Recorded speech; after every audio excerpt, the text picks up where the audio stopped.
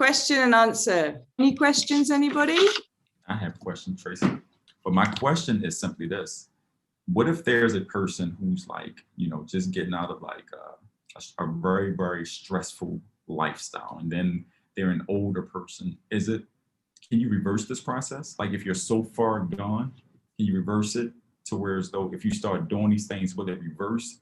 And if so, how long does that normally take? You certainly can reverse that. In fact, I was going to talk more about that tomorrow. For example, mindfulness, doing these techniques that I introduced today, and especially doing mindfulness practice, you can reverse everything, because the biggest discovery to come out of neuroscience is neuroplasticity. The fact that your brain is plastic and malleable throughout your lifetime, basically until you die. You go through a period of maximum neuroplasticity, obviously in your teens, where there's a whole load of rewiring and pruning of the neurons that you don't use. It's a period of intense neuroplasticity, your childhood and then your teens. Really, your brain stays malleable and plastic and able to change itself throughout your lifespan. Just to say that with mindfulness practice, you can actually shrink the volume of your amygdala.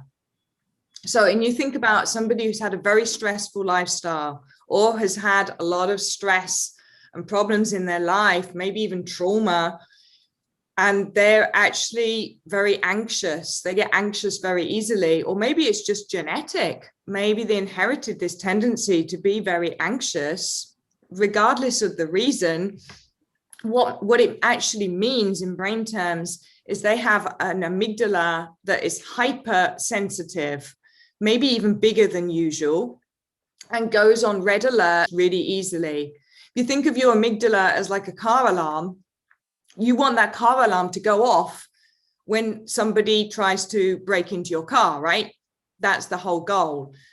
But if somebody walks past your car and looks at it with like a bad attitude, right? You don't want that car alarm to go off. But somebody walking around with high levels of anxiety, that's literally what it is. Their car alarm will go off. Somebody just looks at them because it's just like hyper reactive. But when you practice mindfulness, you literally, over a period of 3 months, by practicing 12 minutes a day, you will shrink the volume of that amygdala. And instead, you'll increase the volume and the neural connections in your prefrontal cortex, where your emotional control is. So yes, the answer is yes, you can reverse everything. That is amazing and a wonderful explanation. Thank you so much, Tracy.